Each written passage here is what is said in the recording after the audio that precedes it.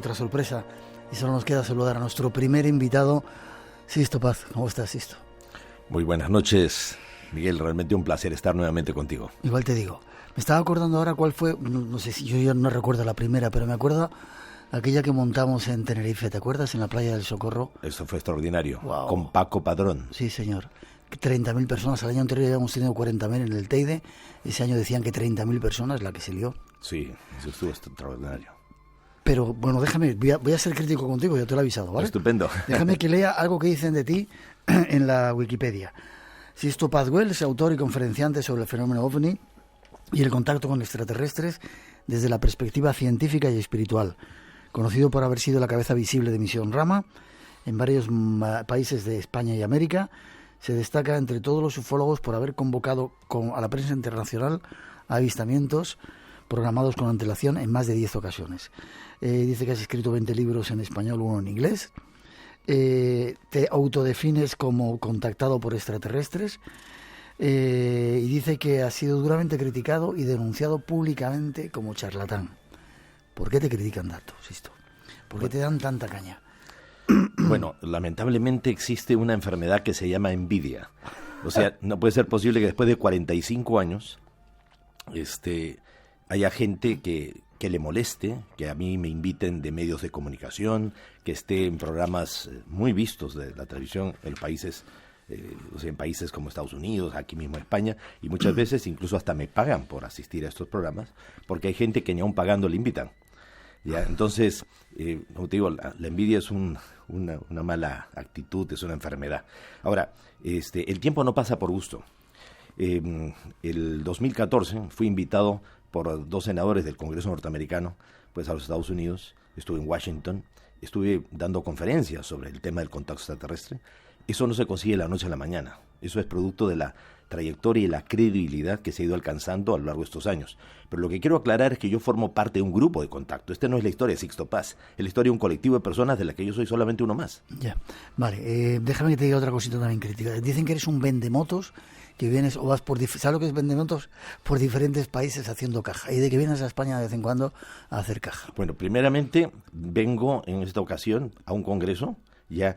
Y los fondos del Congreso ya son para entidades de caridad. Ayuda humanitaria. Y además estoy aquí porque la editorial ha publicado mi libro número 21. Entonces hay gente que dice estas cosas por internet diciendo de que yo me estoy forrando de dinero vendiendo mis libros. Primeramente como autor, ojalá. ¿Qué malo tiene que yo reciba las regalías que corresponden ya por la venta de mis libros? Ahora, toda persona que ha escrito libros sabe ya que primeramente lo que te pagan es entre el 8 y el 10% del valor de tapa de un libro. No te hace rico. Te la pagan después de un año y descontándote los impuestos y todo. Por favor, ¿cuántos libros tendrías que vender ya para que te hicieras rico con los libros? Vale. Por eso, decir eso es simplemente ignorancia y, como te digo, mala onda.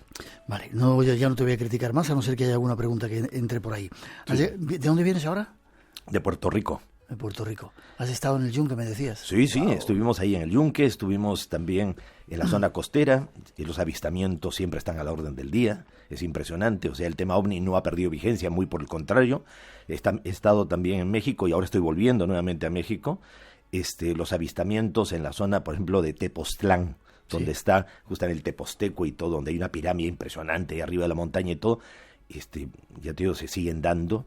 No solamente allí, o sea, en la zona de Rosarito, Tijuana, la Baja California, también los ovnis apareciendo a plena luz del día, es una cosa extraordinaria. Vamos a hablar seguramente un poco de ello. No te perdono una cosa, que no me has invitado, bueno, me has invitado 14 veces. No, sí te invité, sí, y la última vez tú me dijiste que no podías ir. Vale, pero te sigo con esa historia. Tenemos que ir juntos algún día a ver ovnis. Te decía que este año, si Dios quiere, voy a Perú, a ver si nos juntamos. Claro, eso sería extraordinario, claro que sí.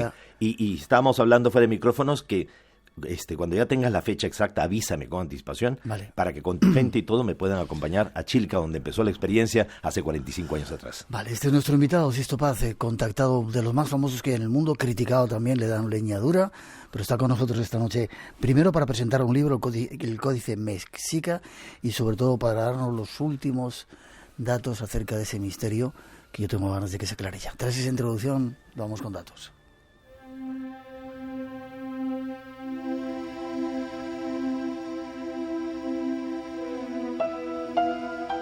En los últimos tiempos se están dando muchos descubrimientos que están alumbrando nuevos datos sobre nuestra historia pasada. Países como Egipto, Perú, México, China, Turquía están siendo protagonistas de nuevos hallazgos sorprendentes. Nuestro próximo invitado llama nuestra atención sobre México. En los últimos años se han hallado en diversas zonas de México menos exploradas muchos túneles y cavernas en las que se han realizado gran cantidad de descubrimientos prehispánicos de gran valor artístico y contenido simbólico. Quizás sean descubrimientos que nos hablan de culturas pasadas desconocidas hasta hoy. Vayamos a conocerlas en los próximos minutos. Antes de hablar, asisto, de esas grutas o cuevas con las que tú comienzas este libro, El Códice Maya, que es una novela, ¿no? Así es. Vale, pero basada en algunos datos reales. Está basada en hechos reales. Vale. Ahora, simplemente los personajes tienden a ser ficticios, pero toda la información que se da allí es cierta. Vale. ¿No te parece, tú que tienes la oportunidad de viajar por muchas partes del mundo, que se están dando descubrimientos muy trascendentales, alumbrando de una manera diferente la historia como nos la han contado y como si nos estuvieran preparando para algo? Naturalmente que sí, fíjate tú. Siempre nosotros hemos tenido la idea de que la primera ciudad, o sea, el primer centro habitado ya que existe, o sea, la primera población sedentaria es Jericó, con una antigüedad de 10.000 años. Sin embargo, los científicos alemanes han estado excavando Göbekli Tepe, esto allá en Turquía. ¿Lo conoces? Ya, estaba en Turquía, pero no pude llegar a Göbekli Tepe. Yo voy dentro de unos cuantos, muy poco tiempo, vamos juntos. Vamos juntos. Vale. Ya te digo, sí me entusiasmo por ir a ese lugar porque tiene 11.500 años de antigüedad, son 16 templos circulares, monumentos megalíticos parecidos a los de Antequera, ahí en Málaga, ya, pero gigantescos, espectaculares, con un arte extraordinario, alineados astronómicamente, hace 11.500 años, por Dios. O sea, le ha roto los esquemas pues a toda la arqueología. En Perú, ya la doctora Shadi, o sea, al norte de Lima, estaba explorando un río, o sea, una quebrada desértica del río Supe, vio unas dunas de arena extrañísimas, comenzó a excavarlas y se encontró pirámides de hace 5.000 años de antigüedad, el grupo de Caral, y al lado de estas pirámides un rostro gigantesco hecho sobre el desierto de una cabeza seccionada, pero gigantesca, o sea, ya no una cabecita, gigantesca para ser vista desde el cielo, de hace 5.000 años de antigüedad. Las líneas de Nazca tienen 2.000 años de antigüedad, esto es 3.000 años más antiguo para ser visto desde el cielo, y pirámides de 5.000 años de antigüedad. Se pensaba de que de un momento a otro la antigüedad, las fechas se disparaban, pero más allá de lo que se pensaba. En Perú lo más antiguo que teníamos nosotros era 3.000 años, o sea, Chavín, y lo anterior era precerámico. Ahora aparecen estas pirámides con patios hundidos, observación astronómica, orientaciones astronómicas espectaculares, y sigues tú el río llega al mar, y al lado de la población de Supe, que es un puerto de la época de la colonia, que actualmente sigue siendo utilizado como puerto, toda la basura, desde la época de la colonia y la época de la República, se tiraba del otro lado del cerro. Había un cerro que al lado de esta población. Se acumuló cantidad de basura. Entonces el alcalde dijo, no, miren, ahí hay una playa muy bonita, vamos a ponerla operativa para que lleguen los turistas. Y removió más de 60.000 toneladas de basura, y debajo de la basura encontraron las pirámides de Áspero, ya que tienen 5.300 años de antigüedad, 300 años más antiguos que Caral.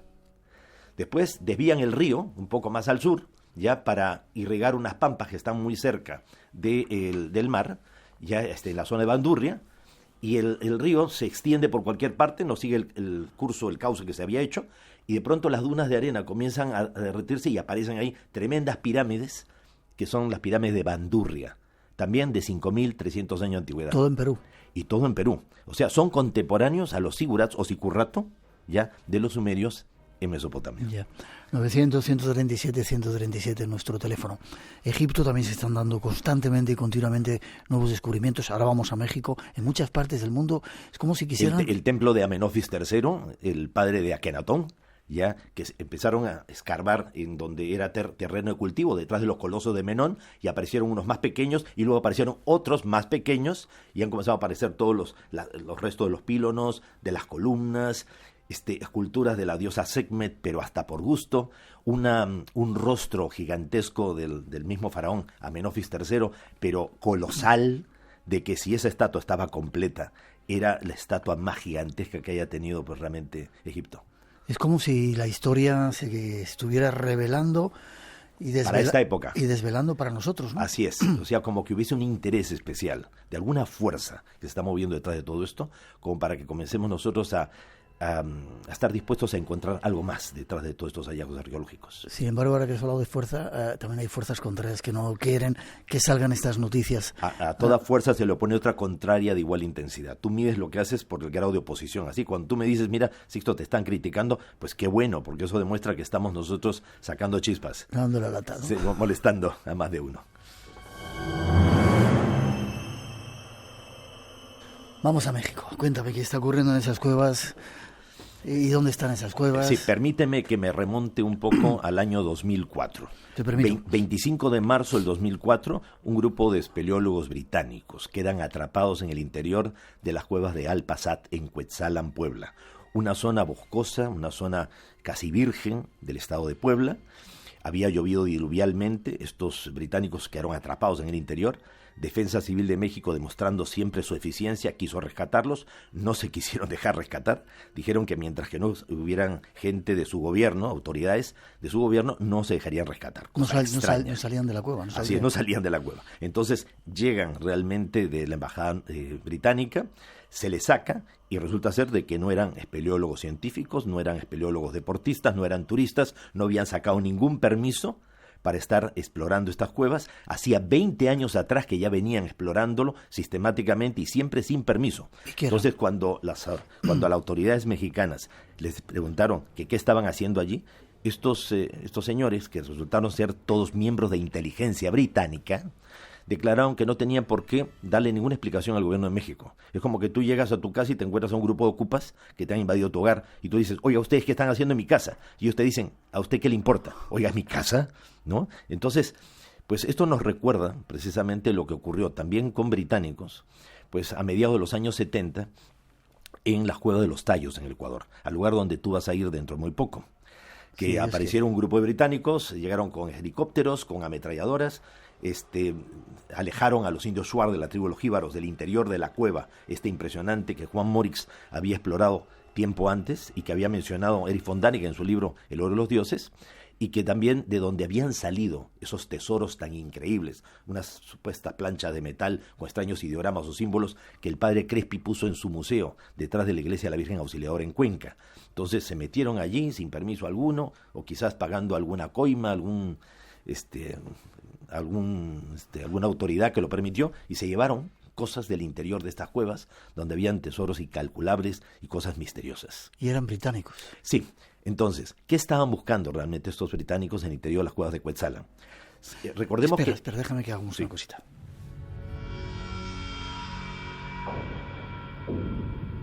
Espacio en Blanco. Tu cita con lo desconocido. En Radio Nacional. Con Miguel Blanco.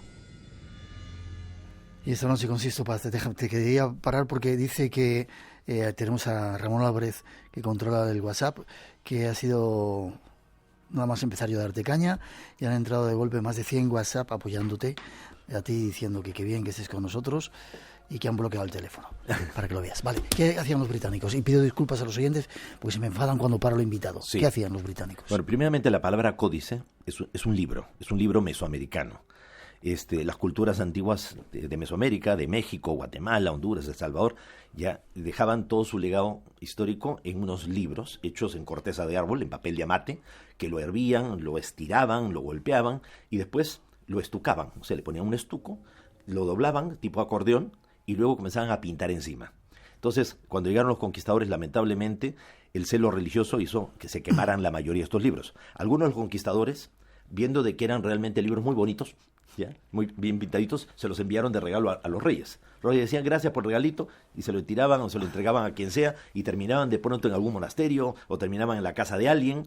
Y entonces en el Códice Boturini, el Códice de la Peregrinación de los Aztecas, o llamado también la Tira de la Peregrinación, que es uno de los pocos códices o libros aztecas que se salvaron, pues está ahí el origen legendario de los aztecas. Los aztecas son el último pueblo chichimeca, la última tribu de los chichimecas, que originalmente pues salían podríamos decir, del río Colorado, y fueron emigrando por cambios climáticos, por lo que sea.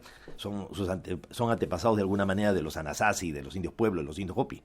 Entonces, en este relato legendario, ellos abandonan una legendaria isla llamada Aztlán, una isla continente en de los mares donde las garzas emprenden vuelo al amanecer, llegan a Mesoamérica y inician un largo peregrinaje, dirigidos por su dios Huitzilopochtli, el colibrí zurdo, el dios de la guerra. Así como Yahvé o Jehová lleva al pueblo de Israel 40 años, este dios lo lleva entre 150, 180 hasta 208 años hasta el lago Texcoco, donde ellos fundan Tenochtitlan. Pero en el camino llegan a Culiacán, Sinaloa, hacia el Cerro Torcido, donde hay una cueva. Se meten por allí e inician parte del recorrido a través de túneles, llegando a un lugar que se llama el lugar de las 7 cuevas, Chicomostoc, una ciudad intraterrena donde sabios maestros les enseñan un conocimiento, un legado sobre la historia perdida de realmente que era Aztlán. Al parecer o lo habían olvidado o es que a ellos no les pertenecía esa historia, pero la tomaron como su origen legendario. Entonces, hace referencia a todo esto. Entonces, es un libro que tiene 22 páginas o 22 caras que están todas pintadas y tiene toda esta historia. ¿Dónde está ese? Está en Italia. En Italia. Es en Italia, sí. Entonces, hay una serie de códices, ya pocos, como digo, que han sobrevivido, pero muy interesantes porque de alguna manera lo que se nos cuenta a nosotros que el Tlatoani, el rey azteca, Montezuma, consideraba de que ese año, o sea, el año en que llegó Hernán Cortés a la costa la costa de Veracruz, era un año en que se cumplían 52 años. O sea, los aztecas habían heredado de los mayas y los mayas de los olmeca 2 calendarios, el Solkin y el Hap, que como engranaje de una máquina cada 52 años coincidían en una misma fecha, produciéndose un alineamiento cósmico, en donde algo extraordinario, maravilloso, increíble tenía que ocurrir. Los aztecas consideraban que cada 52 años, en la ceremonia del fuego nuevo, se recordaba la promesa del dios Quetzalcóatl, o Kukulcán, la serpiente emplumada, algo largo que vuela, o sea, tipo las naves cilindro que vemos, que es un tipo de ovnis que se ven en el cielo, y se esperaba el retorno justamente de Quetzalcóatl. Entonces, una noche, pues sale al tejado de su palacio Tlatoani, rey azteca Montezuma, y ve pasar un cometa. Entonces él dice, este año sí llega Quetzalcóatl o Kukulcán. Y al poco tiempo le avisan que han desembarcado estos hombres blancos. Kukulcán o Quetzalcóatl era un dios blanco, rubio, de ojos azules, que había traído gran conocimiento en la antigüedad. Entonces cuando lo recibe en su palacio, a Hernán Cortés le dice, mi gran señor Quetzalcóatl, como tú bien sabes, nosotros somos descendientes del antiguo Aztlán, ¿ya? Así como diciendo, por si acaso, nosotros estamos de tu lado. Entonces, realmente Hernán Cortés no sabía de lo que estaba hablando y no le interesaba. Pues, ¿cómo nosotros podemos tener la seguridad de que todas las fechas que se mencionan realmente son fechas reales, tanto de los calendarios azteca como del calendario de los mayas? El destino no es porque sí, las casualidades no existen. Hay un códice que apareció en Alemania, que se llama el Códice de Dresde, que es el códice, es un libro de los mayas, que es el Códice de los Eclipses. Ahí están profetizados todos los eclipses, ¿ya? Y hay 2 eclipses en particular que los mayas consideraron que iban a ser hitos que marcarían la historia planetaria. Uno de esos eclipses debía ocurrir el 11 de julio de 1991 según nuestro calendario. Por eso tenemos la seguridad de qué fechas, ya en comparación con los mayas, realmente estamos hablando. Entonces, el 11 de julio del 91 ocurrió un eclipse sobre México, ya que según la profecía, porque venía acompañado de una profecía, decía que ese eclipse marcaría el retorno de los señores de las estrellas. El 11 de julio del 91, cuando la gente estaba mirando el eclipse sobre la Ciudad de México, apareció tremendo ovni sobre la ciudad, una de las ciudades más pobladas del planeta, la Ciudad de México, 23 millones de habitantes, todo el mundo lo vio. Y todos los canales de televisión dieron manija a este video del ovni, una cosa espectacular. El otro eclipse debía ocurrir el 11 de agosto de 1999. Ese eclipse, según los mayas, marcaría el ingreso de la humanidad en el llamado Salón de los Espejos. O aprendemos los seres humanos a vernos reflejados tal como somos y cambiamos de actitud frente a la naturaleza, frente a la vida, o la naturaleza nos cobrará la factura. Ahora, lo interesante es que el eclipse del 11 de julio del 91 estaba también representado por un trono de huesos humanos. El simbolismo era el descalabro del poder político, la caída de la credibilidad de la clase política a nivel mundial, de 1991 en adelante.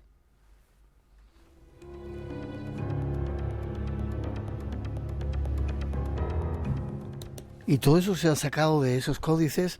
¿Se han vuelto a encontrar algo nuevo en las cuevas en México? Naturalmente que sí.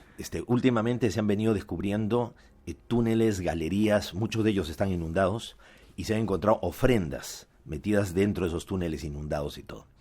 Entonces, dentro de los materiales, los códices, las piezas arqueológicas y todo, ya muchas de ellas indican realmente que estamos muy cerca de una transformación, un cambio a nivel planetario. Ya los mayas habían anticipado en el Chilam Balam de Chumayel, en el libro El Adivino, del brujo jaguar, o de las cosas que están por suceder. Han llegado hasta nuestros días 10 copias de este libro. Lo curioso es que estos libros fueron originalmente quemados y en el siglo XVII fueron reproducidos por los mayas. Los mayas aprendieron a hablar en alfabeto latino y en lengua maya volvieron a redactar sus libros de memoria, una cosa increíble. En el Chilam Balam de Chumayel, los mayas hablan del giro del tiempo o la sincronización de los tiempos. O sea, un fenómeno cósmico, o sea, una especie de pulso que iba a venir del centro de la galaxia, donde para los mayas había un sol central llamado el Hunapku. Y esa radiación, ese pulso, iba a transformar nuestro planeta, a transformar el Sol, iba a traer consigo un verdadero cambio climático a nivel planetario. Lo que estamos viviendo en la actualidad, que no es producto de la contaminación ambiental generada por el ser humano, que está acelerando el proceso. O sea, lo que está ocurriendo ya ocurrió hace 26.000 años atrás, cuando los mamuts murieron congelados súbitamente y no había una civilización humana capaz de provocar el efecto invernadero. Lo que está pasando es algo que es cíclico y cósmico. Cada 26.000 años ocurre. O sea, los mayas hablaban de el ciclo de la rueda de los Bactunes, 5 ciclos de 5.125 años cada uno. O sea, cada 25.625 años se cumplía un ciclo. Y este ciclo tenía que terminar para empezar otro el 21 de diciembre del año 2012. Entonces, hay lugares como Cobá, por ejemplo, en Quintana Roo, donde hay un grupo de estelas, y la primera estela que te encuentras en el grupo Macanchoc, ya tiene 4 fechas, y la cuarta fecha justamente 21 de diciembre del año 2012. Ya. Dicen los oyentes que si puedes hablar más despacito. Perdón. Sí, claro que sí. Te entusiasmas y, sí. Y das tremenda cantidad de información. Otro punto crítico antes de pasar a la segunda parte. Llevamos hablando del cambio más de 30 años contigo. Van un poco lentos estos cambios, ¿no? Pues, y de que el cambio es inminente, de que ya llegan, iba a decir, joroba, 30 años aguantando. Pues no es tan así. Date cuenta de que ahora a fines del año 2017, comienzo del 2018, el ex congresista demócrata Harry Reid declaró a todos los medios de comunicación en los Estados Unidos que el gobierno norteamericano nunca dejó de investigar el tema OVNI, que se han gastado millones de dólares en investigación, y empezaron a circular los videos oficiales del gobierno norteamericano de persecuciones de los aviones de la Fuerza Aérea, de ovnis que desafían las leyes de la física conocida por nosotros. Nunca atacan eso, o sea, realmente no tiene un comportamiento agresivo. Sin embargo, esos videos ya oficiales están circulando por ahí. Y según este congresista, todo demuestra que no estamos solos, que nunca lo hemos estado y que no vienen con malas intenciones. 2:34, 1:34 en las Islas Canarias. 900-137-137 nuestro teléfono, por si queréis preguntar, criticarle, alabarle a Sisto Paz, que está hoy con nosotros. Y ahora vamos a escuchar, vamos a hablar de contactos extraterrestres. Te invito a escuchar el testimonio de un personaje que a mí me da mucha ternura, mexicano. Ya verás lo que cuenta.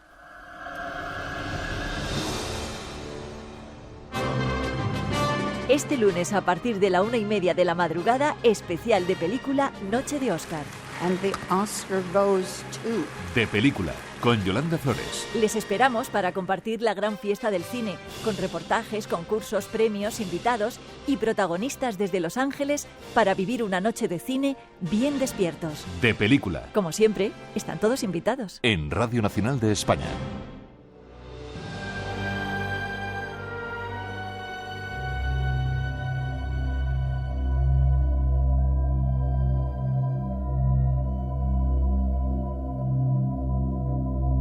El tema de los contactos con extraterrestres se ha popularizado en todo el mundo. Según un reciente estudio, son México y Rusia los países que más creen en alienígenas. Centrémonos en México, país que conoce bien nuestro invitado. México ha tenido una larga tradición de avistamientos de ovnis.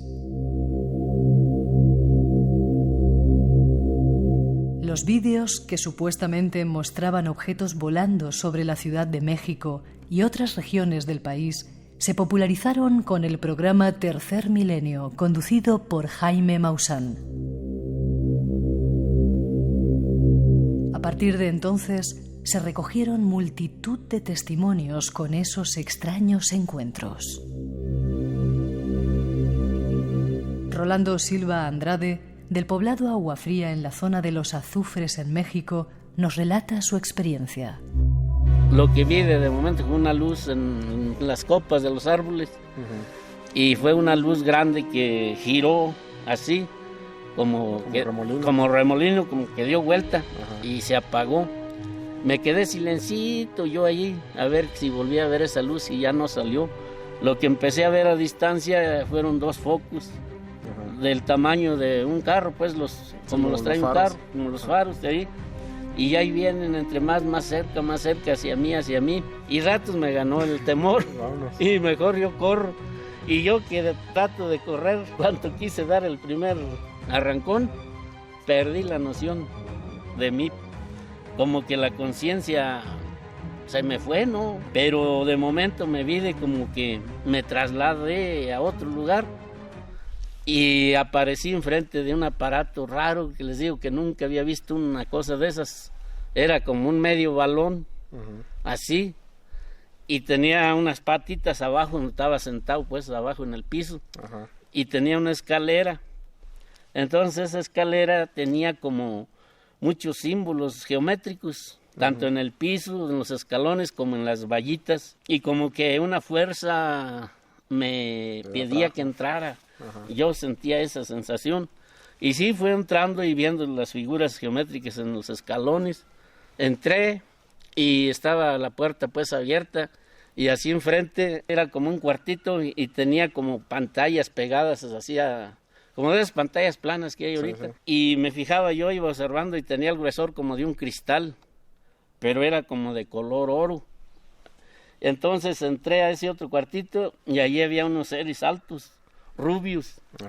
Pues yo creo que sí tenían como 2.50 de estatura ahí.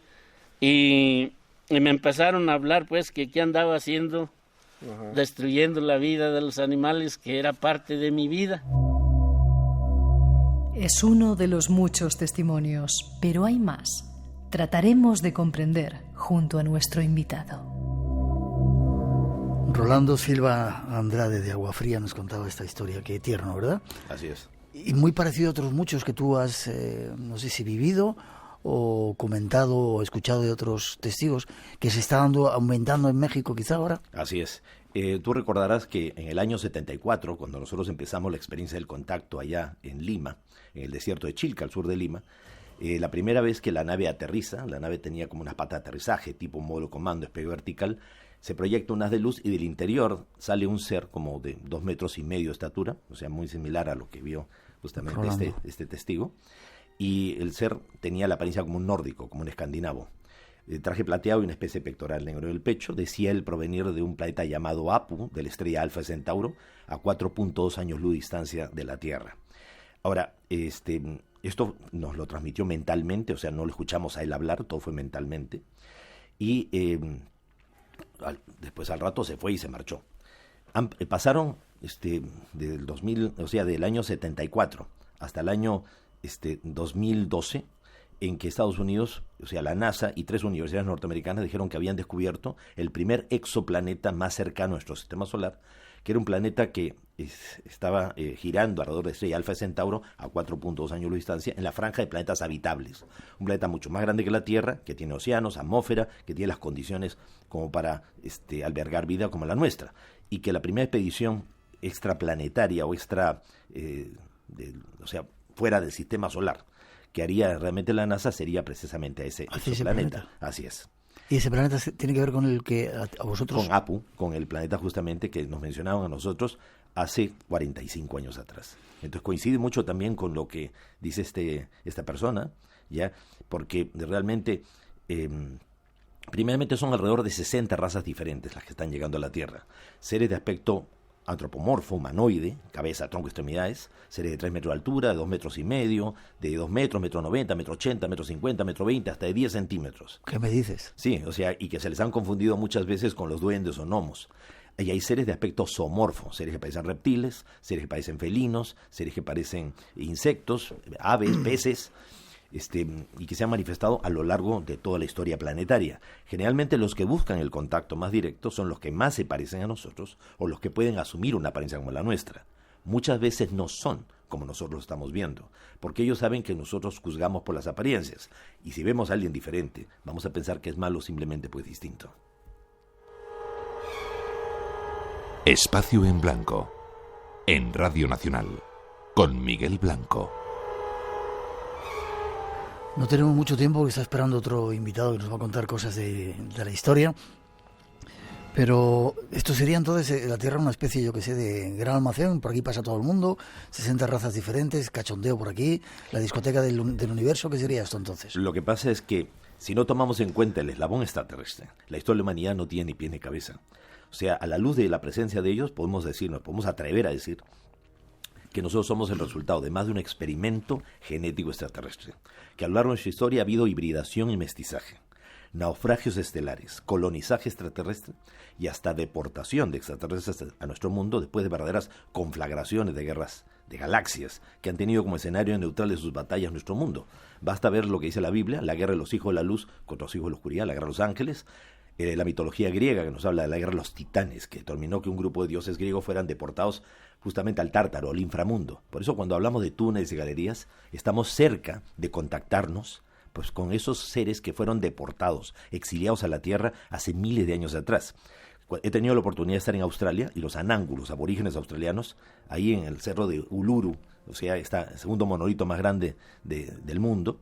Ellos nos contaban de que en sus mitos y leyendas hubo una gran guerra de los Wangima, de los dioses del cielo, y los hombres serpientes venenosos fueron derrotados y sus cuerpos fueron dejados debajo de la gran piedra de Uluru. También, cuando hemos estado en la isla de Pascua, ya los Rapa Nui nos han contado de que los primeros habitantes de la isla, antes que llegaran los 7 exploradores que envió Hotu Matua a la isla de Pascua, ya cuando ellos llegan se encuentran de que la isla no está deshabitada. Quienes vivían en la isla eran los Moco, los hombres lagarto. Y hasta los guardaparques del Parque Nacional Rapa Nui en su momento nos contaron que en unas cuevas del Poike habían cráneos entre humano y reptil y huesos de hasta 120 centímetros de largo, algo que también describió Antonio Rivera pues en su operación Rapa Nui. Yo no sé si esto nos lo ocultan. Tú tienes una especial atracción hacia ese tipo de cosas que no son demostrables todavía. ¿Por qué no contactan estos seres con el presidente de aquí y de allí? Dicen, estamos aquí ya y... Pero si muchas veces estos presidentes dicen que el cambio climático no existe. Si son capaces de negar algo que es tan evidente, imagínate qué cosas no estarán negando. Cualquier conocimiento que tú tienes, que no tienen los demás, siempre te da un poder y una ventaja sobre el resto. Vivimos todavía en un mundo en el cual el control de la información es poder. Ya, sin embargo, Putin dice que está tratando de controlar todo y que va a contar muchas cosas de esos elementos que tiene secretos ahí, de esos documentos. Bueno, anteriormente ya vimos nosotros justamente que Medvedev, ¿no? Se atrevió a decir cosas, aunque off the record, ¿no? O sea, cuando él creía que ya se habían apagado las cámaras y todo, dijo, pues si nosotros sabemos que estos seres existen y están llegando aquí a la Tierra, ¿no? Ya lo dijo públicamente. Y sin embargo, Stephen Hawking, antes de morir, decía que tuviéramos cuidado con contactar con esos seres porque igual nos tratan como bacterias, que si hay señales que mejor que no contestemos. Claro, él decía de que él estaba convencido que algo debía haber y que tratáramos de evitar el tener contacto con ellos porque ellos podrían comportarse con nosotros como nosotros nos comportaríamos con ellos. Ya, pero de ninguna manera, o sea, si vinieran a hacernos daño hace tiempo que lo han podido hacer, ya no hubieran esperado que desarrolláramos armamento nuclear como para defendernos, y no tendrían que pelearse con nosotros, simplemente sueltan algún virus en la atmósfera y nos morimos todos. Entonces no es esa la intención. O sea, es cierto, somos para ellos un experimento sociológico, antropológico, metafísico. Ellos están pendientes del proceso evolutivo del planeta, quizás porque a través nuestro ellos pueden recordar o retomar cosas que en su proceso de evolución ellos han olvidado o han descuidado. Eso te lo llevo escuchando ya hace 20 años. Déjame que demos un pasito más, ¿vale? 2:45, 1:45 en las Islas Canarias, 900, 137, 137.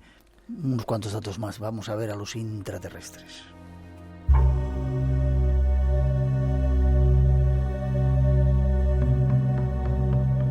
Seguimos en México y en esta ocasión Nuestros pasos nos llevan tras la pista de extraños contactos intraterrestres.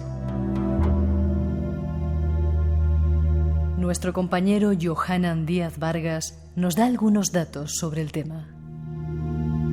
Y hay un lugar, el Cerro del Culiacán, enclavado en el estado de Guanajuato, donde se afirman cosas fantásticas y extraordinarias sobre una ciudad subterránea habitada por seres extraterrestres. Es un hecho fantástico. Tuve la oportunidad de entrevistar a los testigos principales de haber viajado hacia esa ciudad subterránea, pero así también le doy a conocer a usted que en el estado de Zacatecas se afirmaría que también hay una entrada y que incluso hay personas como don Héctor Palacios que ha tenido la oportunidad de estar allá abajo en estas ciudades intraterrestres. Ciudades intraterrestres en México. ¿Contactos con estos seres? Nuestro invitado nos da más datos. Si esto si no fuera suficiente locura hablar de contactos con extraterrestres, gente venida del cielo, ahora gente dentro de la Tierra. Así es. El 25 de octubre del No me dejas ni preguntarte, sí. Adelante. Mira, el 25 de octubre del año 2012, las cámaras del canal más importante de la televisión de México y las cámaras del otro lado del volcán, del Popocatépetl, la montaña, el volcán emblemático de la Ciudad de México. El abuelito. Sí, del otro lado estaban las cámaras del Instituto de Vulcanología de México midiendo la actividad volcánica, ¿no? O sea, las erupciones continuas y constantes del Popocatépetl. Y apareció un objeto cilíndrico de 376 metros de largo que entró dentro del cráter del volcán en plena erupción. Un objeto en forma de cilindro. Ahora, naves, hay más de 167 formas diferentes de objetos en forma de disco, en forma de diamante, en forma de ala delta, naves rectangulares totalmente antiaerodinámicas que nos hacen recordar los mitos árabes, persas e hindúes que hablan de alfombras voladoras. Cilindros se han visto siempre, o sea, hay un grabado medieval del 14 de abril de 1561 en la ciudad alemana de Nuremberg, donde el mismo lugar donde Hitler tiempo después estaría haciendo sus grandes concentraciones políticas, pues aparecieron en el cielo cantidad de objetos en forma de cilindros. De ellos salían cantidad de objetos en forma de discos y como luchaban en el aire. Algunos estallaban en el cielo y otros estrellaban contra la tierra. O sea, ahí este grabado se llama La hoja volante Nuremberg, ya 1561. Entonces, esto aparece, entra dentro del volcán, ¿ya? Y ¿qué estamos hablando? O sea, bases intraterrenas, que los extraterrestres se pueden meter dentro de cráteres en plena erupción. ¿Cuántos ovnis hemos visto entrando en lagunas de la cordillera o se meten en el fondo del mar y tienen bases subacuáticas? O sea que bases extraterrestres hay muchas en el planeta y en estas ciudades intraterrenas habrían remanentes de civilizaciones aparecidas. El libro apócrifo de Enoch nos dice que 200 ángeles, liderados por un ser llamado Semiasa, tuvieron contacto sexual con seres humanos de la Tierra. Eran 200 pleiadianos que cometieron la grave transgresión de tener relaciones sexuales con seres humanos de la Tierra y fueron castigados y fueron dejados en ese mundo intraterreno. Así que ahí abajo pues están los remanentes de estos alienígenas que en algún momento fueron castigados y en algún momento van a tener que liberarse de allí. Vale, déjame que te pregunte, ¿en qué lugares se han detectado estas ciudades intraterrestres o intraterrenas? Gers en Argentina, Cerro Uritorco. Cerro Uritorco, o sea, después tienes tú en el Paititi, en las selvas del Madre de Dios en Perú. Tienes el caso, por ejemplo, de Isidris, allí en Mendoza, en Argentina. En el Valle del Elqui, en Cochihuasi, en Chile. En Brasil, tú tienes el Valle de Paraúna, en la Sierra de Porteario, en Goiás, en la Sierra del Roncador también.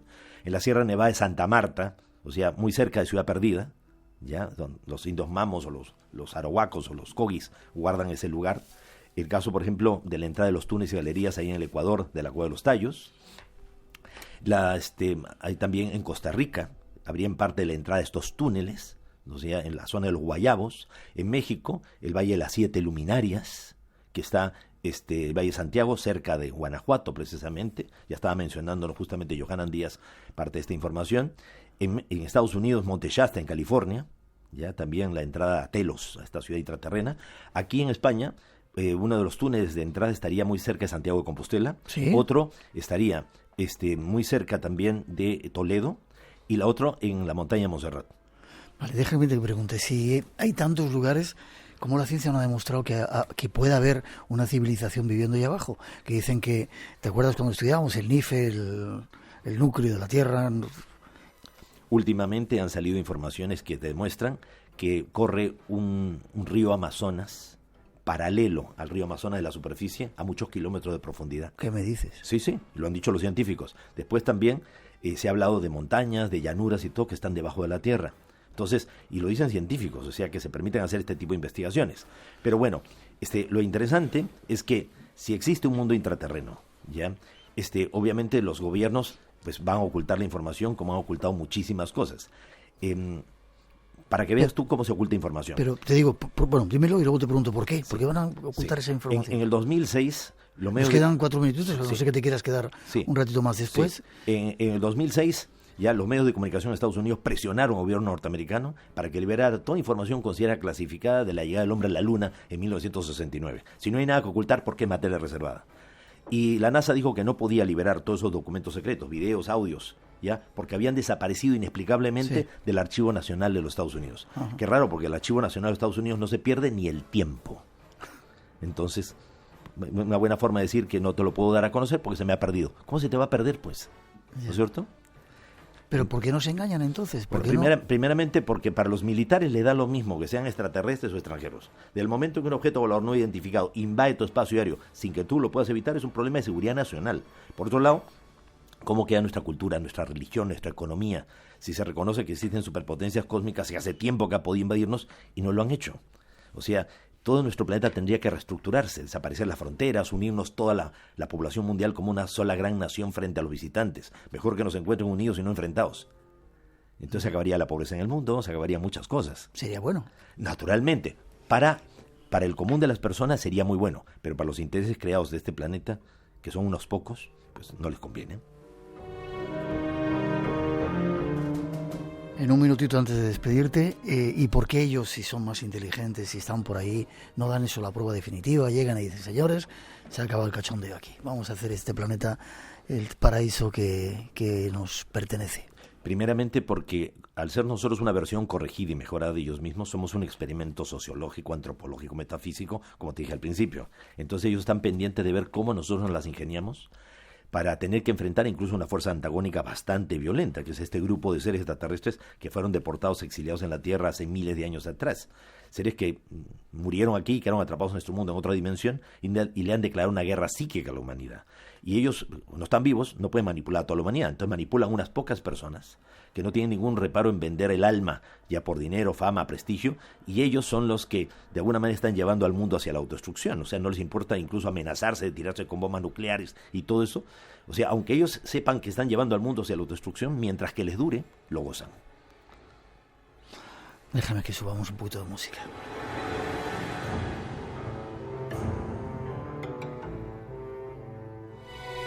Esta noche, en Espacio en Blanco. Sobre ruinas de un castro celta y una ciudadela romana, la orden erigió en 1178 un imponente castillo sobre el río Sil. Cerca se encuentra la explotación romana de las médulas, de la cual se dice que los caballeros pudieron haber seguido sacando oro, lo que explicaría su prosperidad en el territorio.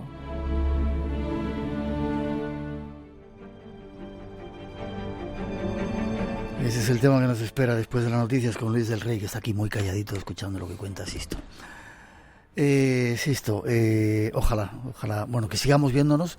Has venido a España a un congreso que tendríamos que estar nosotros, pedimos disculpas. ¿Vas a estar en dónde? Voy a estar justamente, es el tercer Congreso Nacional de Parapsicología, Rutas a lo Desconocido. Esto va a ser en Huelva, en Villalba del Alcor. Estos son los días 8, 9 y 10 de marzo en el Teatro Municipal. Y los fondos va a ser a beneficio de instituciones benéficas. Vale. Y también quería informarles a todos que este 28 de febrero, jueves, a las 7 de la noche, 7 de la tarde, estaremos en las salas Iberia Mart, en Orense 34, presentando mi 21º libro, El Códice Mexica, que habla justamente de estas ciudades intraterrestres y gente que ha tenido ya contacto con esta gente, estas personas que habitan ese mundo intraterreno. Vale, un minutito antes de que te vayas. Tú que tienes contacto con esos seres, ¿no han dicho que si van a dar... Algunas veces has anunciado o han anunciado algunos de los contactados un gran acontecimiento que va a hacer que abramos los ojos los que estamos aquí abajo? Bueno, ¿no va a ocurrir algo de eso así? Bueno, tú sabes que yo creo que sería llover sobre mojado, porque ya Chico Xavier, este gran medium brasileño, se le atribuye que él había profetizado que si para el mes de julio de este año no se producía pues la Tercera Guerra Mundial, ya vendría un contacto masivo con los extraterrestres. ¿Mes de julio de este año? Julio de este año. Ahora, eso lo decía Chico Xavier, que afirmaba este medium tener contacto con el espíritu de Manuel, en este caso con Jesús el Cristo. Ahora, lo que los extraterrestres nos han dicho es que cada vez estamos más cerca de ese contacto definitivo y que el panorama se está poniendo tan violento, tan agresivo, que de lo malo que está se está poniendo muy bueno y traerían cambios positivos para la humanidad. Amén. Pues un placer haberte visto una vez más, espero que sigamos viéndonos. Te apunto a la fecha para ver si este mes de agosto próximo que estaremos por Perú nos vamos a ver a Chilca juntos. Sería extraordinario. Y forma de contacto contigo si la gente quiere saber más, comprar el libro, verte... Bueno, el libro como está editado a través de Colima Books, se puede encontrar en todos los autoservicios, en todas las librerías, no hay ningún problema. También les recomiendo el anterior, que se llama El Santuario de la Tierra, y el anterior a ese, que se llama Relatos de la Otra Realidad, que son los 3 libros que he publicado con editorial Colima Books. Y se pueden comunicar conmigo fácilmente a través del WhatsApp, ponen el símbolo más, ponen el número 51 del país Perú, y es 9912-95-201. 9912-95-201. Te vas a enterar. Sí, y yo contesto. Gracias, esto ha sido un placer. Saludos a la familia. Te deseo siempre lo mejor, aunque de vez en cuando sea crítico contigo. Y te lo agradezco, sinceramente. Que sigamos encontrándonos y que sigamos viajando por ahí. Que coincidamos en algún lugar, será un placer. Pues este 14 de marzo estoy viajando precisamente a México. Voy a estar hasta el día 25. Y vamos a seguir toda esta ruta de cavernas, de conexiones intraterrenas. Nos seguimos viendo. Gracias por haberle traído. Hemos de hacer una pausa mientras cambiamos un poco de escenario, recibimos a Luis del Rey y nos vamos a otro tipo de historias, de la historia, valga la redundancia. Seguimos con nuestras redes sociales abiertas y el teléfono 900-137-137, 633-448816 nuestro WhatsApp, espacioenblanco@rtv.es nuestro email. No os vayáis, tenemos mucho que contaros todavía y ya veréis que hay muchas sorpresas. El Espacio en Blanco continúa. Son las 3:06, 2:06 en las Islas Canarias. Vuelve el misterio a las ondas de Radio Nacional. Las gracias a todos por seguir ahí llenando este espacio en blanco. Si estáis en directo en Radio 1 o Radio 5, en el podcast, descargándolo en cualquier día de la semana o escuchándonos en la radio online. Saludando a toda esa cantidad, esa legión de oyentes que tenemos en multitud de lugares. Saludos desde España, un placer que estéis ahí. Y es un placer para todos los demás sentir vuestra presencia llenando, como digo, este tiempo de misterio. Margasca controlando ahora nuestro mágico sonido. Teléfono 900-137-137, llamada gratuita y redes sociales abiertas, Blanco Radio. Ahí estamos con ese concurso que todavía sigue en marcha.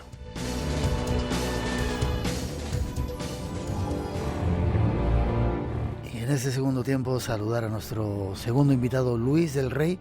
No te digo el apellido porque... Buenas noches, ¿cómo estás? Buenas noches, Miguel. Encantado de estar aquí. ¿Cómo es el segundo apellido? Schnitzler. ¿Alemán? Es alemán, sí. A ver, ¿vuelve a decir? Schnitzler. Bueno, pues Luis del Rey, con ese apellido. Yo tengo por aquí que eres consultor, pero me dices que te dedicas a desarrollar rutas que tienen que ver con el patrimonio artístico. Bueno, sí, lo que es el patrimonio construido, realmente yo me he reciclado. Yo llevo ahora ya una serie de años dedicándome a escudriñar cualquier tipo de, o sea, cualquier sitio en la península ibérica, incluyendo España, Portugal, intentando buscar sitios pues que sean atrayentes, que sean interesantes, e inicié este periplo escribiendo una guía arqueológica, sí, para lo cual pues tuve que recorrer muchísimos rincones por toda España, y la verdad es que me enorgullezco de conocer tantos sitios en España, en la península, ¿no? Que son tan maravillosos y muchas veces desconocidos, ¿no? Entonces, cambié completamente de chip porque yo he sido consultor, también he estado relacionado con las finanzas, ¿no? Sí. Y un buen día, pues, dije, esto no es lo mío, a mí lo que me gusta viajar, me gusta conocer el mundo, incluso me gusta mucho escribir, que es una cosa que realmente he descubierto muy tarde, ¿no? Pero me gusta desarrollar aquellas cosas que encuentro, que veo y que entiendo que hay que dar a conocer. Cada uno tenemos nuestro estilo, pero lo que sí es cierto es que yo lo que intento es que aquellas personas que lo tienen tan cerca consigan también encontrar esas cosas que son maravillosas, ¿no? Y tenemos mucho. Afortunadamente. Has escrito un libro que se llama Rutas históricas por la península ibérica, que incluyes 4 itinerarios. ¿Con qué criterios buscas los sitios? ¿Te gustan los sitios históricos por la historia, porque sean misteriosos, porque hay estrellas energías que te ponen las pilas, porque hay extraterrestres escondidos, como decía Sisto antes? Vamos a ver. Siempre tiene que haber cierto misterio en los sitios, pero cuando digo misterio es que se puede hablar también de ellos, ¿no? Y yo creo que cualquier sitio donde podamos ir oculta algo aunque solamente sea la belleza del sitio, ¿no? Entonces, a la hora de escoger, pues lógicamente uno ha leído ya previamente, ya tiene una idea de dónde va a ir, hablas de un tema en concreto, uno de los que vamos a hablar ahora, pues los templarios, sabes también dónde tienes que ir y lo que haces es ir in situ para averiguar si efectivamente aquellas cosas que se dicen, pues son realidad, ¿no?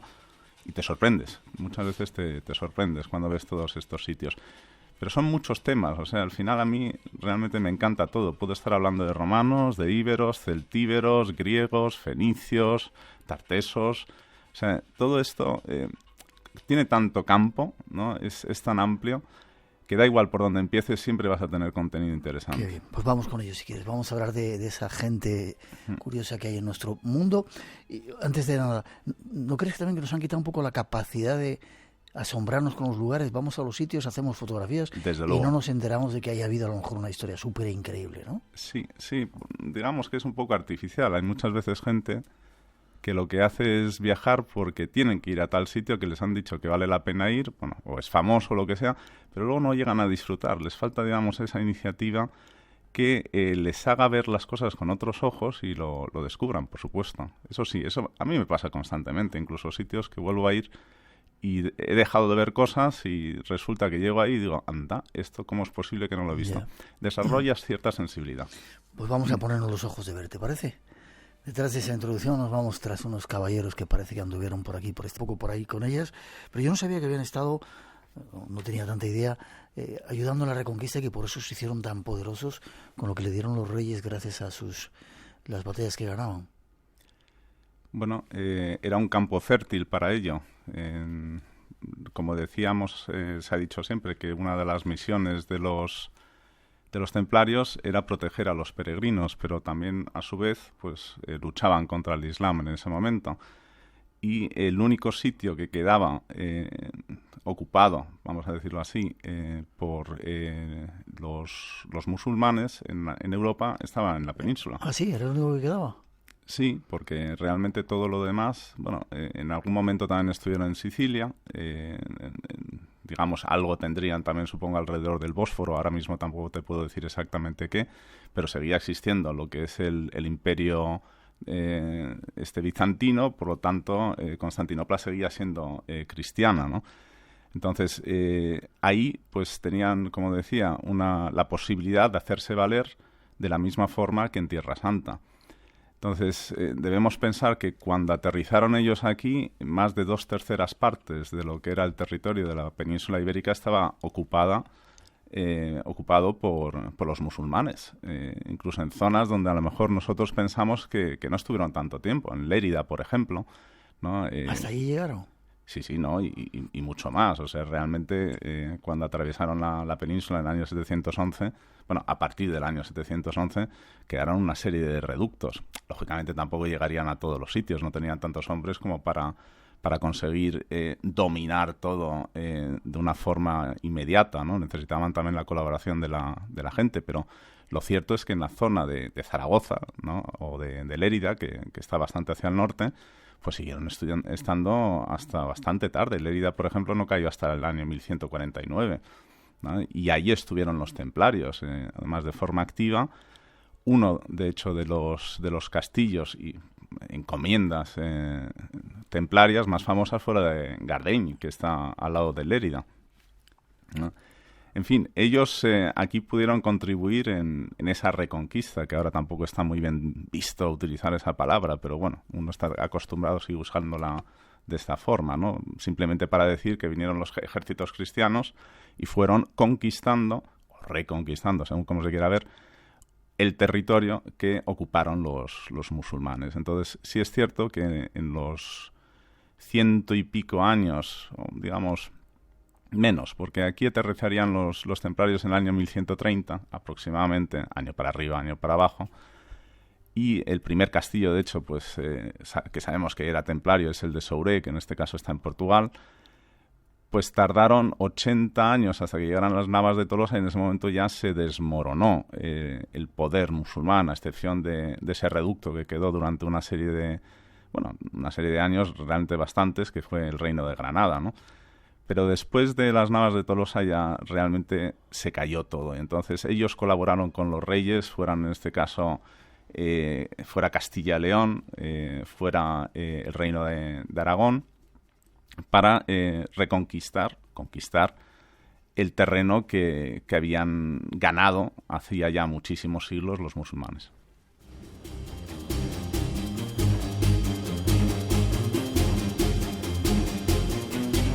Desde Nueva York, una española que está viviendo allí dice que es fiel a la historia de la serie Territorio Templario. Te pregunta, no sé si conoces la serie.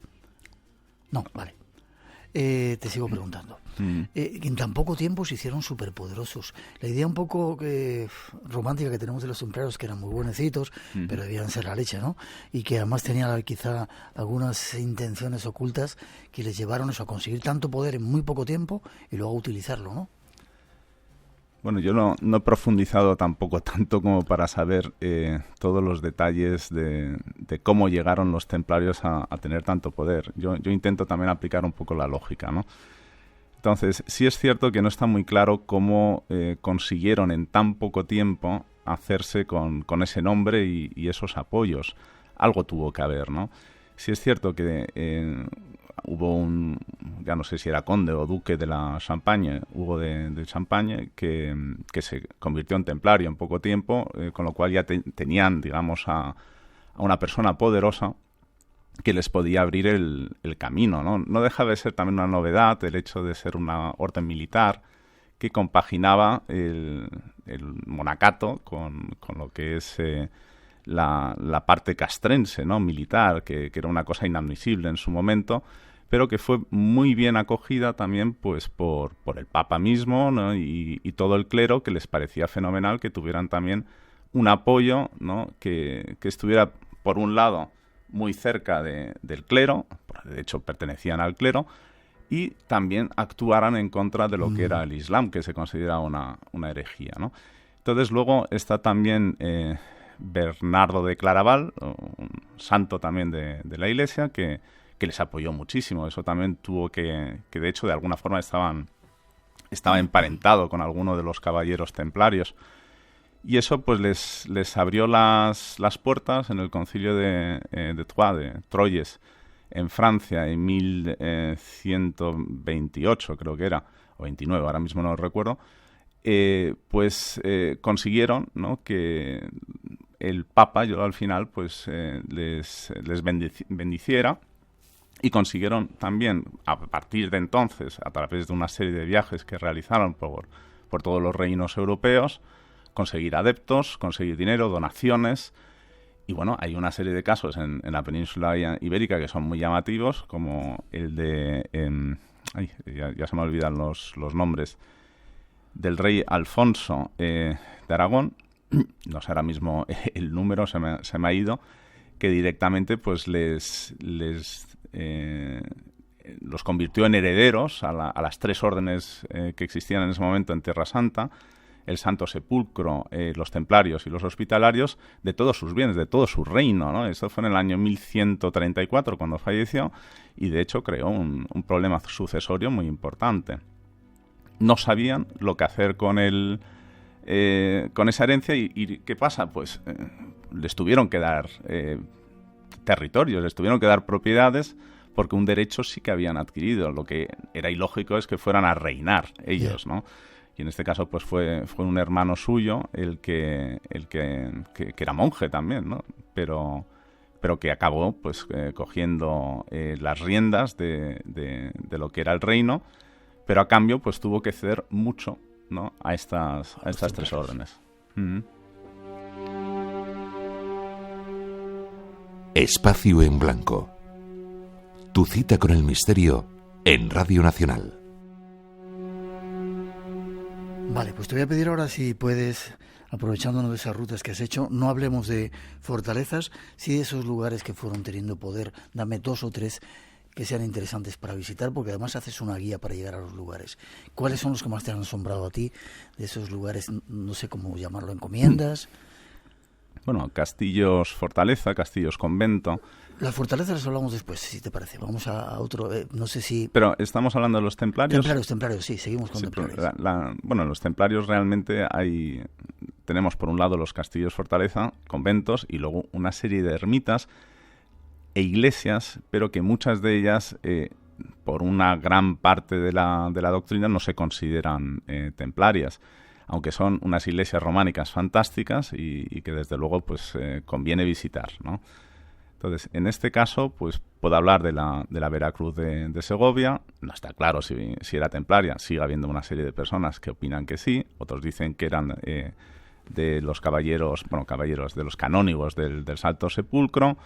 Luego está la famosa, archifamosa ermita de San Bartolo o San Bartolomé de Ucero, en el cañón del río Lobos, donde pasa un tanto de lo mismo. No está claro si estuvieron ahí los templarios, pero hay muchísimas personas que abogan porque sí estuvieron ahí. Es una iglesia increíble por todos los elementos, ¿no? que conserva. Eunate, quizá. Eunate, por supuesto, ¿no? En pleno Camino de Santiago tenemos varias iglesias, no solamente la de Eunate, que seguramente sea más famosa de entre las iglesias de planta centralizada, y es... Vamos a ver, yo lo que digo ahí, que por supuesto yo menciono también Eunate, se supone que era una cofradía, ¿no? Quien llevaba, quien regía esa iglesia, ¿no? No parece que fuera fundada por ni templarios, ni sepulcristas, ni hospitalarios. Pero lo cierto es que sí tiene magia. O sea, es indiscutible que es una iglesia muy especial. Cuando llegas ahí te llama, te choca, ¿no? Entras dentro y sí sientes un subidón. Yo no sé si eso se deberá a fuerzas telúricas que emanan de la tierra, no tengo ni idea, ¿no? Pero vamos, es una iglesia muy bonita. O sea, hay que ir y hay que verlo. Eso te iba a decir, esas 3 que has dicho que de alguna manera hemos podido visitar en algún momento, cuando te metes en ella, en la de Veracruz, en ese círculo que hay ahí, hay algo poderoso. ¿Conocían los creadores supuestos templarios jugar con esas energías para que eso te comunicara con el más allá? No sé si lo has sentido cuando has ido... Bueno, yo te voy a ser sincero, Miguel. No, yo nunca he intentado sentir eso. Yo he sentido, eso es otra cosa. Pero porque muchas veces uno cuando viaja y va a determinados sitios, pues ya está predispuesto, ¿no? Pues yo intento no estar predispuesto a nada, ¿no? Son iglesias... Sin embargo, sientes cuando vas. Sí, pero también es la propia magia del paisaje, el viaje, ¿no? O sea, yo sí procuro, en la medida de lo posible, ir con poca gente. Yo voy contracorriente, ¿no? Cuando viajo a estos sitios no me gusta encontrarme con demasiado turista. Y en cambio, pues sí, estoy promocionándolos, eso también es cierto, ¿no? Pero si se tiene la oportunidad hay que verlo solo, porque es una forma, digamos, de captar matices que no captas cuando estás con otras personas. ¿Y crees que, antes de pasar a las fortalezas, castillos fortaleza, que los templarios en esa recorrida, nombrado el Camino de Santiago, dejaron algunas claves ahí, como dicen algunos? Igualmente mensajes secretos. Vamos a ver, yo tampoco he profundizado en esto. No lo sé, porque ahí realmente no te puedo dar respuestas. O sea, dentro de lo que yo menciono hay 3 lugares templarios. Voy a decir, por ejemplo, ya de entrada, que yo no hablo del castillo de Ponferrada en este libro. Es otra ruta, es un castillo que fue templario también en su momento, que está también ya tan trillado que realmente tampoco es necesario hablar tanto de él, ¿no? Podemos hablar porque hay mucha historia detrás. Pero luego hay iglesias, está Santa María la Blanca en Villalcázar de Sirga o Villasirga, en este caso en Palencia, una iglesia impresionante que fue templaria en su momento, aunque luego pasó también a la Orden de Santiago y tuvieron que, de hecho, modificaron mucho la iglesia. Lo que vemos actualmente no es templario, desde luego. Y luego está también Torres del Río, otra iglesia impresionante en Navarra, igual que Eunate. Torres del Río pues está en el camino de Santiago entre Arcos y Logroño. Eunate está al lado de Puente la Reina. Y Torres del Río pues es otra iglesia poligonal, en este caso de planta octogonal, planta centralizada, impresionante, ¿no? Preciosa, que también muchas veces se han vinculado con los templarios. Lo que pasa es que parece que por las investigaciones que se han realizado, realmente está más vinculado con los canónigos sepulcristas. Como decía yo antes, cuando llegaron aquí cuando esa famosa herencia del rey Alfonso de Aragón, los sepulcristas también recibieron una parte. Entonces crearon un priorato en Calatayud, en Zaragoza. Y parece ser que muchas personas que estuvieron ahí, que también estaban muy influidas por el arte mudéjar, llegaron a Torres del Río, a Navarra, y fueron los que realmente edificaron esa iglesia, ¿no? Porque también tiene unos toques mudéjares, sobre todo por la cúpula. O sea, la bóveda esa es impresionante, ¿no? Es además muy parecida al Mirhab de Córdoba, de la mezquita de Córdoba, ¿no? Entonces, eso hay que verlo porque son preciosas. Tomo nota, 13:27, 12:27 en las Islas Canarias. Seguimos dando un pasito más con los templarios y luego nos vamos a una joya que tenemos en España, que son esas iglesias rupestres en la provincia de Palencia y al lado de Cantabria. Ya veréis.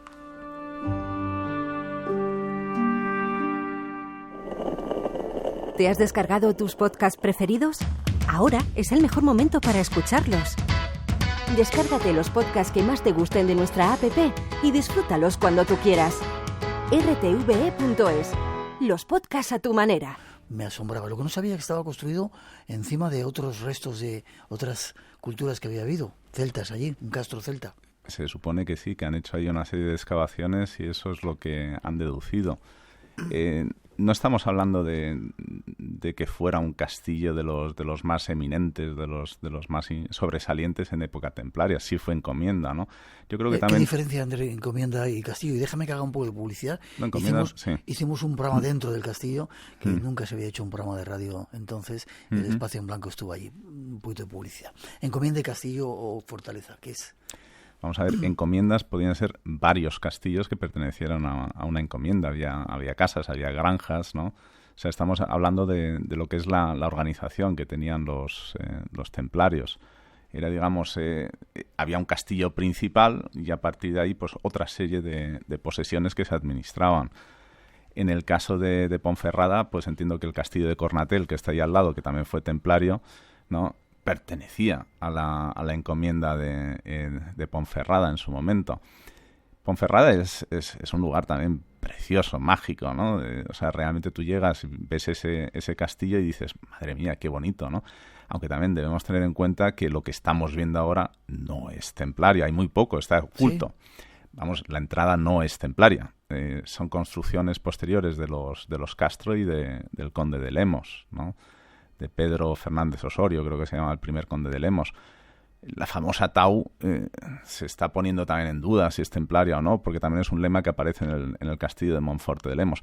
Y todo esto que estoy ahora mismo comentando es, digamos, fuera de lo que digo en este libro. O sea, tú me preguntas sobre Ponferrada y, lógicamente, yo te puedo hablar, ¿no?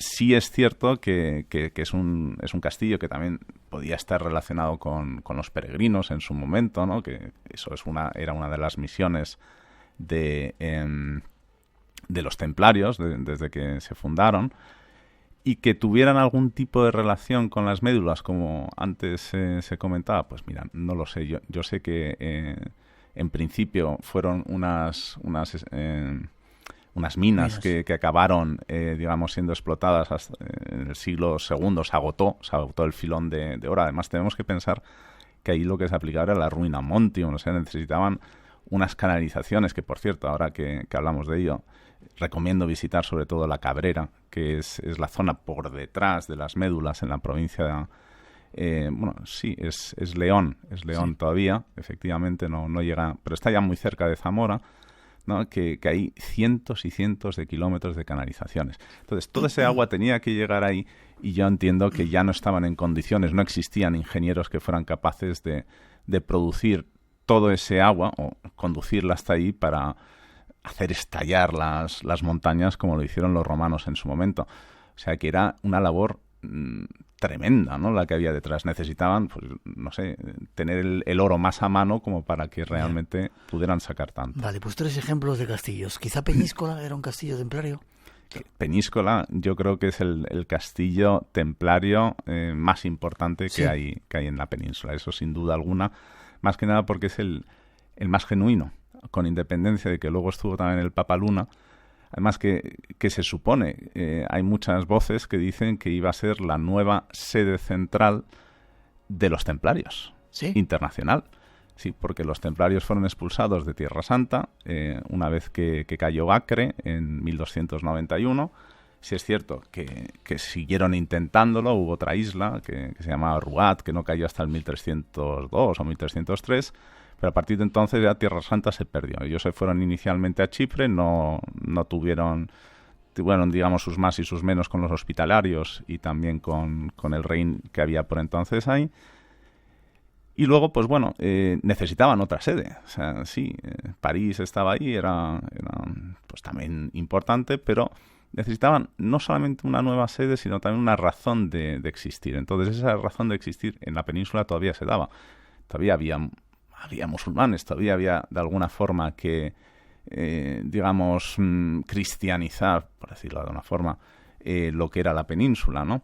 Y entonces las condiciones de Peñíscola, que realmente fue una permuta lo que existió, porque los templarios lo que tenían en ese momento era la ciudad de Tortosa, la encomienda de Tortosa, y en ese momento el rey Jaime II de Aragón pues permutó las tierras de Peñíscola, alrededor de Peñíscola, con otra serie de posesiones, como por ejemplo el castillo de Alcalá de Chivert, ¿no? Lo permutó a cambio de Tortosa, que estaba en ese momento en poder de los templarios. Entonces ellos empezaron a expandirse, estamos hablando del año 1294, les quedaban 13 años, 14 si acaso, efectivos para poder hacer algo. Construyeron un castillo ex novo a imagen y semejanza de los castillos que tenían en Tierra Santa. Por tanto, por eso es tan importante Peñíscola, ¿no? Seguramente pues con la idea de expandirse ahí y crear ahí esa sede central. Vale, luego estuvieron en el Maestrazgo, y dime 2 castillos más importantes de los templarios o encomiendas. Bueno, luego está Miravet, que Miravet está en Tarragona, en la ribera del Ebro, ribera de Ebre. Está más o menos a unos 40 kilómetros río arriba desde Tortosa, otra zona preciosa, un castillo impresionante. Al lado hubo otro castillo también que llegó a ser templario, que es el de Ascón, no es tan importante, ¿no? Luego el de Gardeny, que ya lo mencioné anteriormente, que está al lado de Lérida. El de Monzón, no podemos olvidar el castillo de Monzón, por su importancia, ¿no? Donde realmente se educó a manos de los templarios Jaime I el Conquistador, ¿no? Que la verdad es que es un castillo que guarda muchísima historia, también muy, muy modificado a lo largo del tiempo, como sucede por ejemplo en el caso de Gardeny, que han sido muchas guerras las que posteriormente se produjeron y seguía siendo una plaza fuerte, ¿no? En la guerra de los segadores, la guerra de la independencia, alguno que otro incluso en las guerras carlistas, ¿no? Son castillos que tienen muchísima historia, y dentro de esa historia pues hay una parte templaria aún bastante interesante. ¿Cuántas huellas dejaron? 3:37, 2:37 en las Islas Canarias. Vamos a descubriros ahora otra joya que tenemos aquí, quizá muy breve, haya que darle muchas vueltas para descubrirlo. Espacio en blanco. En la madrugada del sábado al domingo, a partir de las 2, la 1 en Canarias. El misterio continúa. En Radio Nacional, con Miguel Blanco. Las ermitas. ¿Qué hacía un ser en el siglo X irse a vivir a una cueva? Que pensamos que eso lo hacían en Oriente, por ahí en Tierra Santa, pero aquí no. Bueno, la génesis del eremita, o sea, por qué aparecieron los eremitas, está muy relacionado pues con la aparición del propio cristianismo, ¿no? Entonces, eso empezó todo en Tierra Santa, en Siria, en Palestina, luego también se pasó a Egipto, famosa es la Tebaida egipcia, de donde son varios de los padres del desierto, santos, ¿no? Eremitas que de alguna forma dieron un ejemplo, ¿no? Saliendo, digamos, del mundo, exiliándose voluntariamente y habitando una serie de espacios donde nadie quería estar, en contacto con Dios y digamos, meditando, ¿no? Entonces se supone que esto era una forma de acercarse más a Dios y de convertirse en una persona más perfecta.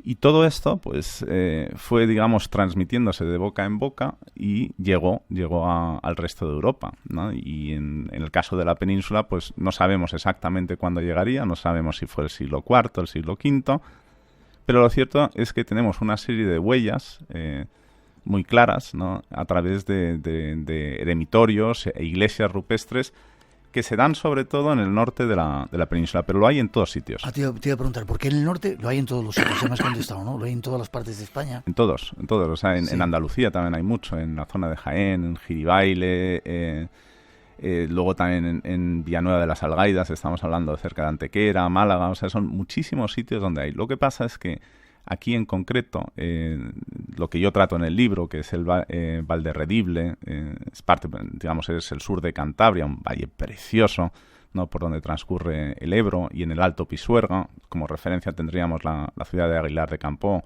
preciosa también, ¿no? Es donde se produce este fenómeno de una forma más notable, ¿no? Te pregunto por qué. ¿Había algo ahí?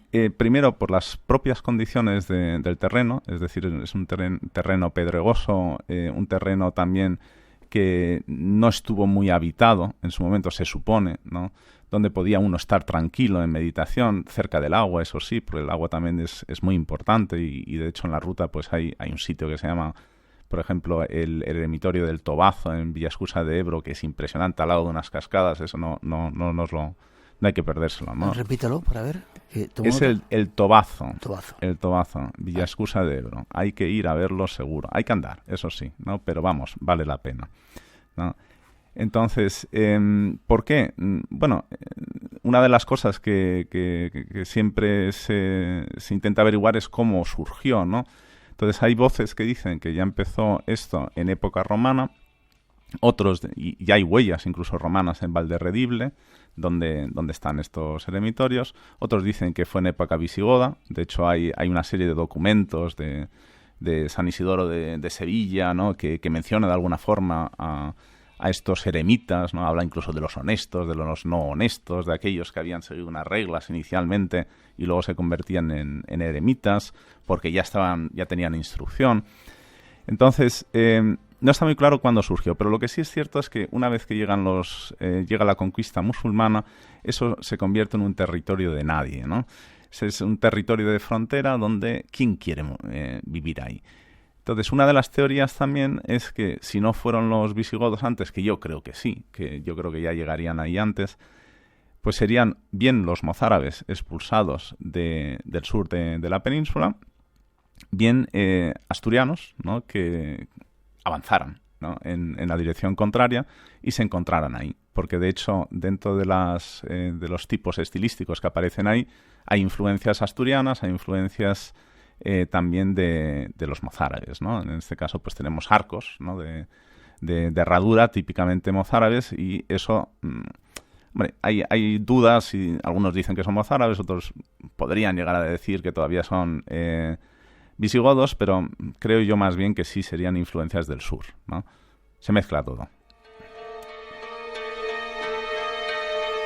No quiero que te vayas sin que nos des unos cuantos ejemplos de esas iglesias, que son súper increíblemente bonitas, que no se haga un turismo masivo, por favor, para respetarlas. Eso es cierto, o sea que se disfruta más. Hay dos iglesias que, digamos, son las más famosas, la de los Santos Justo y Pastor, que está en Olleros de Pisuerga, al sur de Aguilar de Campoo. Impresionante iglesia, rupestre, eso sí. Es una iglesia que habrá tenido, digamos, habrá empezado, digamos, a existir en época alto medieval, pero que luego se fue transformando y sigue teniendo hoy culto. Otra iglesia es Santa María de Valverde, en este caso en Valderredible, también impresionante. Se supone que ahí hubo una laura eremítica.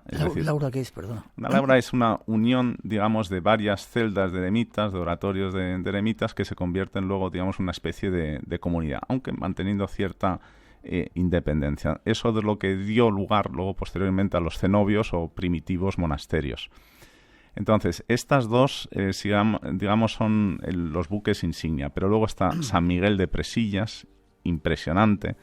La iglesia rupestre de Arroyuelos, también en Valderredible, impresionante. Presillas, en este caso es Burgos, pero está al lado de Valderredible, ¿no?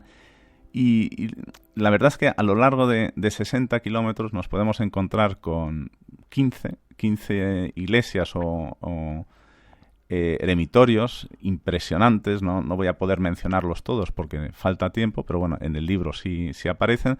Y desde luego, se lea o no se lea el libro, yo recomiendo visitarlo porque es alucinante. Es una horita, Luis, que se puede hacer un día, un par de días caminando en coche, se puede... Hay una parte que se puede hacer caminando, pequeña, que sería la ruta de los eremitas que partiría de Santa María de Valverde. El resto, pues realmente conviene hacerlo en coche porque tenemos poco tiempo, ¿no? Pero yo creo que en un fin de semana se ve lo principal. Si tenemos 3 días vemos bastante más.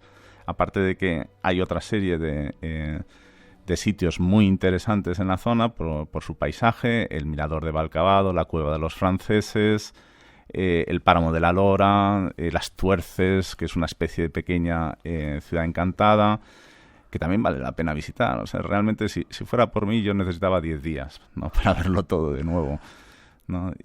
Pero creo que con un fin de semana se consigue, si se aprieta. ¿Tu favorito cuál sería? ¿Tu favorita? Eremitorio, iglesia. Sí. Qué difícil me lo pones, ¿no? Me van a castigar si digo algo. Vamos a ver, las 4 que he dicho yo creo que son mis favoritas. O sea, no voy a poner una por encima de otra. Los Santos Justo y Pastor, Olleros de Pisuerga, Santa María de Valverde, la de Arroyuelos, de Santa Vitoria y San Acisclo, y la de San Miguel de Presillas. O sea, esas 4 no hay que perdérselas nunca. Y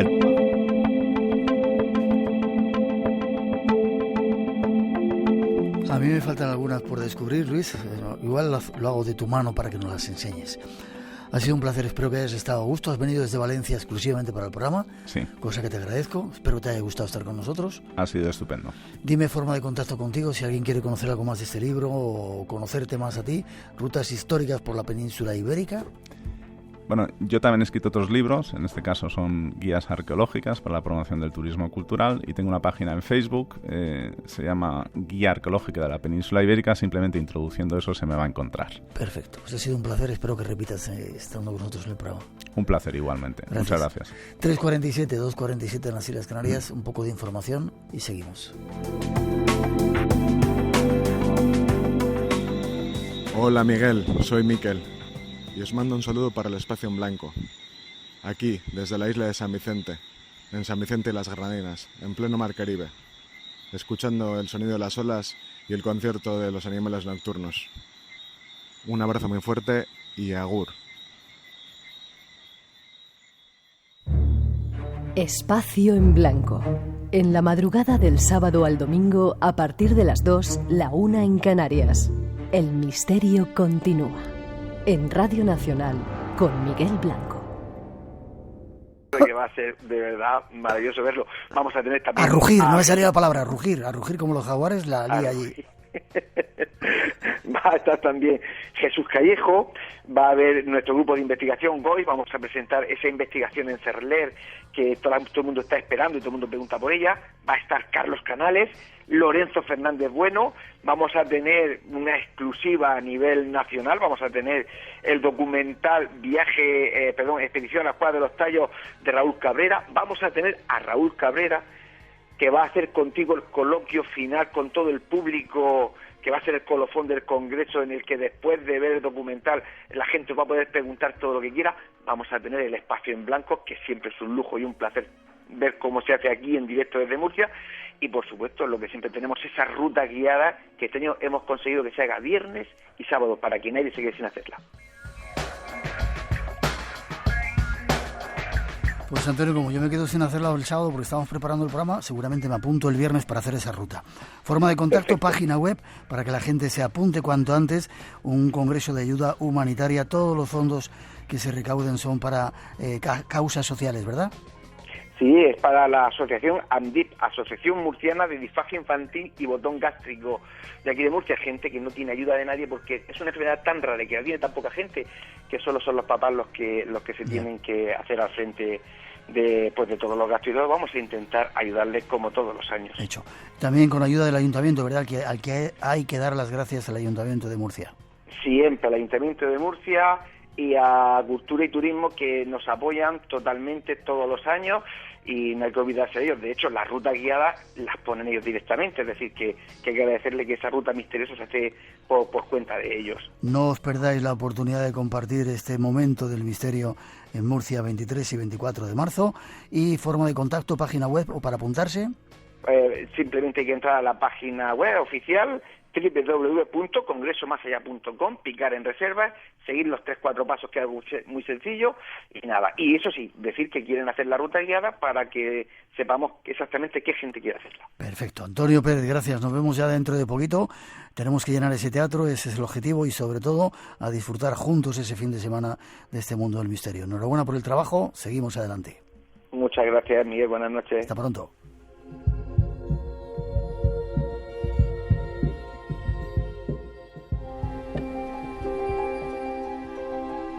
Entre este mundo y el otro, solo hay un espacio en blanco. Ven con nosotros a descubrirlo. En las madrugadas del sábado al domingo a partir de las 2, la 1 en Canarias. Espacio en blanco en Radio Nacional con Miguel Blanco.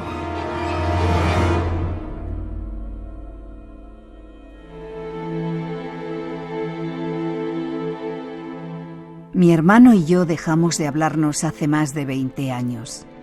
La causa fue una simple discusión familiar. Pero lo cierto es que aquel día perdí a mi hermano.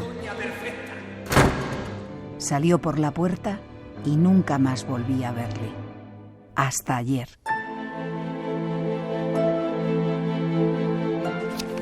Yo estaba sola en casa. Leía una revista en el sofá cuando de pronto entró en el salón y se quedó de pie frente a mí, mirándome fijamente.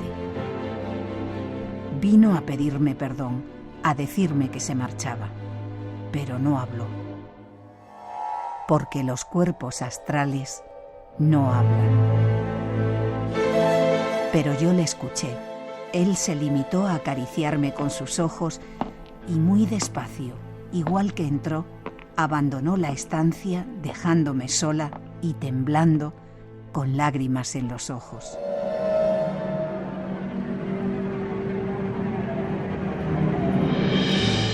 Esta mañana he sabido que mi hermano ha muerto.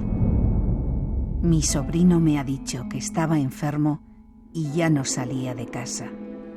No me he atrevido a contarle que eso no es cierto, que ayer vino a verme y se despidió de mí. Rosa, buenas noches. Hola, buenas noches. Cómo me gustan estas dramatizaciones que muchas veces, o la mayoría de las veces, son... ¿Me escuchas? Hola, hola, hola. ¿Sí? Sí, escucha, sí. Vale. Que la mayoría de las veces son historias reales protagonizadas por nuestros oyentes, algo que les pedimos, ¿no? Si habéis vivido una historia... Cógete ese auricular. Si habéis vivido alguna historia extraña, misteriosa, mandárnosla, escribirnosla o mandarnos una nota de voz y nuestros compañeros le pondrán sonidito, efectos especiales y la podréis escuchar aquí. Sí, queremos volver a retomar pues la idea de dramatizar vuestras historias, vuestros sucesos, aquellos fenómenos que os hayan sucedido y que nos escribís, nos los relatáis, intentar ponerles un sonido de ambiente. Perfecto. Y unas... Nos escuchan desde muchas partes, ¿no? Desde muchísimas, hoy traigo muchos saludos, Miguel. Gustavo nos escribió desde Montevideo, tenemos a Nabil, que es un oyente saharaui que nos escucha, dice, con mucho interés. Saharaui. Desde Marruecos, sí, nos felicita por tratar temas como el de la semana pasada, el de la ciberseguridad. Sí. Nos han escrito desde Montreal, Canadá. Hay un oyente que nos escribe desde Texas y dice que nos escucha desde allí desde hace 8 años. David Caballero nos manda un saludo desde, a ver si lo sé pronunciar, Gualeguaychú, que está en Argentina. Wow. ¿Lo conoces? No. Ah, menos mal. No. Nuestra amiga Marta Pogliano, ya vieja conocida del programa, desde Argentina, Rosa desde Roma, Joquebet desde Nueva York y, por supuesto, Rogelio Letona, que le tenemos mucho cariño, que está ahí en Quebec y dice que hace muchísimo frío y hay toneladas de nieve. Bueno, ¿ganadores del concurso? Bien, pues tenemos como siempre a 5, que son, atención, Javier Mateos de Salamanca, Francisco Villalmanzo de Burgos, Carmen Montero de Ávila, Amalia Rodríguez de Aranjuez y Yani Boinoz de La Palma del Condado, que se ha puesto muy contenta al enterarse de que Sisto Paz iba a estar en el Congreso de Villalba del Alcor. Por cierto, Miguel, vamos a repetir el número de teléfono, si te parece, que nos ha dejado Sisto, porque nos lo han estado pidiendo después los oyentes. Vale. No les ha dado tiempo a tomar nota, apuntad. Si queréis poneros en contacto con Sisto Paz, su teléfono es, marcando por supuesto antes el 51, el prefijo, 99 12 95 201. Con el 51 99 12 95 201. Perfecto. Y vamos a estar en Murcia, lo hemos dicho. Ahí os esperamos a todos. Queremos llenar ese teatro circo de Murcia con invitados súper especiales. Sí, tenemos ahí una página web, si todavía estáis interesados, marcáis www.congresomasallá.com y ahí tenéis posibilidad de acceder a la información, los invitados, los ponentes que van a estar, grandes amigos del Espacio en Blanco, y lo vamos a pasar bien con ese programa. Feliz semana, nos vemos prontito. Hasta la semana que viene.